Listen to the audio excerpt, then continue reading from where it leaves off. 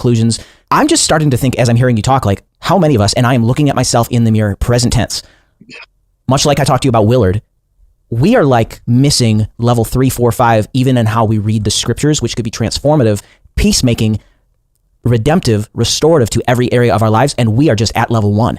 We're reading it at face value. We're turning Jesus' own words into formula instead of getting to level 2 or 3 to go, okay, wait a minute. What am I seeing in the case study about how to live in the kingdom? Right. I don't know, Jamie, I'm scratching this and I'm not doing a good job of asking a question, but I'm just more or less reflecting to you what I'm sensing in myself. Right. And wondering what you're thinking about that. Well, I think you're right. So again, I mean, Willard, divine conspiracy was like, blew my world up, especially when he's talking about Abraham, and he's talking about what was credited to Abraham's righteousness. He didn't know Jesus. He wasn't, we were taught that he was somehow had some secret knowledge that Jesus was coming and he's putting faith in that. But it says he, in hope against hope, he believed what God said about him. That's what he believed. That was it. And God said, you're the father of nations. And so, but my body's dead and Sarah's dead, womb is dead and all that. But he still believed what God believed about him. So what's his faith in? His faith is in what God says about him. And that's credited to him as righteousness, right? And so this is what I think Jesus is saying this to the disciples and everyone around. Look, you need to put your faith in what God has faith in you about. God believes in you. You need to believe God for what God believes about you, and stop believing everything else that people believe about you, right? So every time you say the name Abraham, you're saying his identity is father of nations. So every day he's being called father of nations, even as he looks at his body going, that ain't gonna happen. But his identity is saying, oh, yes, it is. Oh, yes, it is. And so Jesus is looking at the disciples going, don't you believe what I believe about you? Don't you believe what the Father believes about you? I believe what the Father says about me.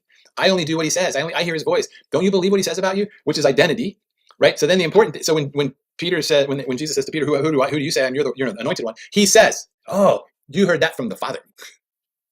You believe about me what the Father believes about me. Beautiful, beautiful. Not like you came up with, and now you have, right? You've now come into agreement with what the Father says about me. What does the Father say about your neighbor? Do you believe what your Father says about your neighbor? When you look in the mirror, do you believe what God believes about you? This is faith. Faith is, but I don't see it yet. Faith is the substance of the things you hope for. Abraham, every time he's talking to God, his faith is that he hopes that what God says about him is true. That's faith.